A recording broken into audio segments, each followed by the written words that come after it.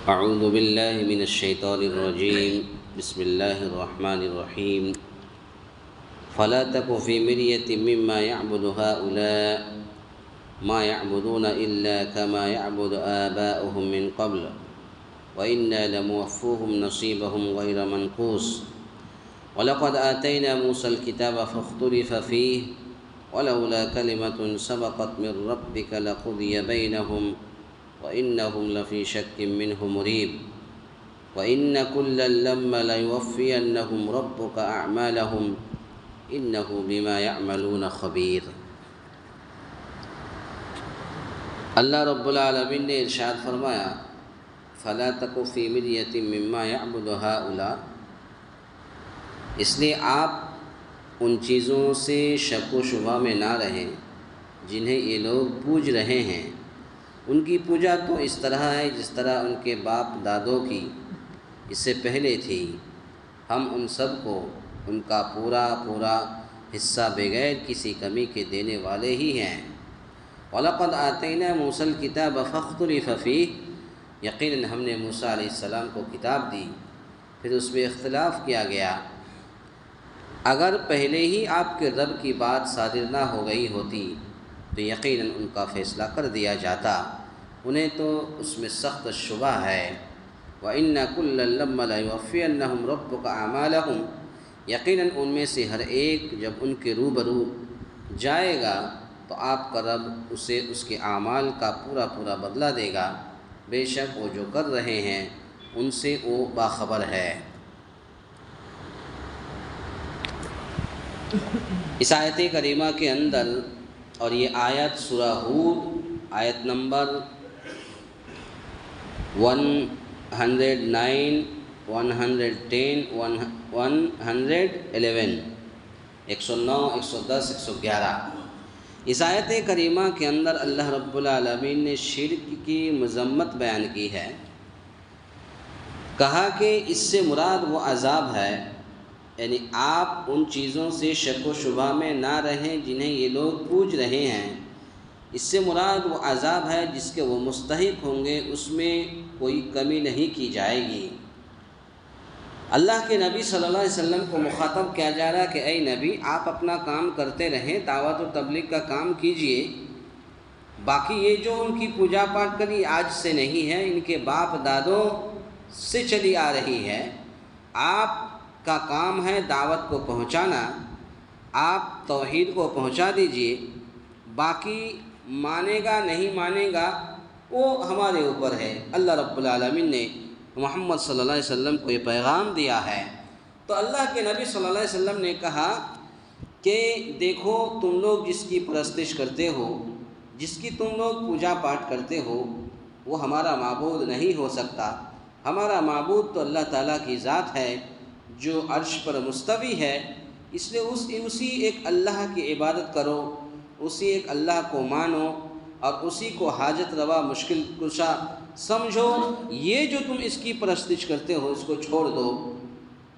تو اگر کوئی نہیں چھوڑتا ہے تو اللہ کے نبی صلی اللہ علیہ وسلم نے فرمایا کہ مرنے کے بعد کسی کی کوئی کمی نہیں کی جائے گی، پورا بدلہ دیا جائے گا۔ پھر اس کے بعد اللہ رب العالمین نے فرمایا یقیناً ہم نے موسیٰ علیہ السلام کو کتاب دی پھر اس میں اختلاف کیا گیا۔ اللہ رب العالمین نے سب سے پہلے مشہور 4 کتابیں، آسمانی 4 کتابیں نازل کی۔ پہلی کتاب تورات حضرت موسیٰ علیہ السلام پر نازل ہوئی۔ دوسری کتاب انجیل حضرت عیسیٰ علیہ السلام پر نازل ہوئی۔ تیسری کتاب زبور حضرت داؤد علیہ السلام پر نازل ہوئی۔ چوتھی کتاب قرآن شریف حضرت محمد رسول اللہ صلی اللہ علیہ وسلم پر نازل ہوا۔ ان 4 کتابوں میں پہلی 3 کتابیں تورات، انجیل، زبور اپنی حالت پر باقی نہ رہی، لوگوں نے کمی بیشی کی، کسی نے گھٹایا، کسی نے بڑھایا، کسی نے اختلاف کیا۔ وہی کہا یقیناً ہم نے موسیٰ علیہ السلام کو کتاب دی پھر اس میں اختلاف کیا گیا، کسی نے گھٹا دیا، کسی نے بڑھا دیا، کسی نے اختلاف کیا، کہا کہ ایسا نہیں ایسا ہے۔ تو حضرت موسیٰ علیہ السلام کے اوپر کون سی کتاب نازل ہوئی تھی؟ تورات۔ پھر اس میں اختلاف کیا گیا اگر پہلے ہی آپ کے رب کی بات صادر نہ ہو گئی ہوتی تو یقیناً ان کا فیصلہ کر دیا جاتا۔ کیا مطلب یہ ہے کہ یعنی کسی نے اس کتاب کو مانا اور کسی نے نہیں مانا، یعنی تورات کو کچھ لوگوں نے مانا کچھ لوگوں نے نہیں مانا، اور یہ نازل ہوئی تھی حضرت موسیٰ علیہ السلام پر۔ یہ نبی کریم صلی اللہ علیہ وسلم کو تسلی دی جا رہی ہے کہ پچھلے انبیاء کے ساتھ بھی یہی معاملہ ہوتا آیا ہے، تو کچھ لوگ ان پر ایمان لانے والے ہوتے ہیں اور کچھ لوگ ایمان لانے والے نہیں ہوتے ہیں، تو اس سے تکذیب کرنے والے جھٹلانے والے ہوتے ہیں۔ اس لیے آپ اپنی تکذیب سے نہ گھبرائیں، آپ اپنی تکذیب سے نہ گھبرائیں۔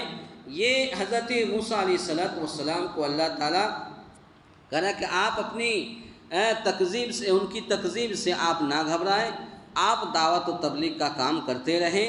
تو یہ نبی کریم صلی اللہ علیہ وسلم کو تسلی دی جا رہی ہے۔ اس کے بعد پھر اللہ رب العالمین نے فرمایا کہ اگر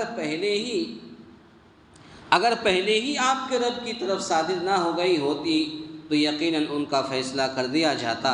انہیں تو اس میں سخت شبہ ہے، یقیناً ان میں سے ہر ایک جب ان کے روبرو جائے گا تو آپ کا رب اسے اس کے اعمال کا پورا بدلہ دے گا۔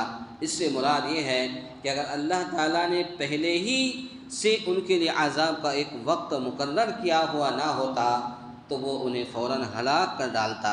ظاہر سی بات ہے کہ ہر ایک چیز کا ایک وقت ہے، کوئی انسان کب مرے گا اس کا ایک وقت ہے، اور جب وقت آ جاتا ہے تو پھر اللہ رب العالمین ایک سیکنڈ کے لیے انسان کو مؤخر نہیں دیتا، تاخیر نہیں ہوتی ہے، انسان کی موت آ جاتی ہے۔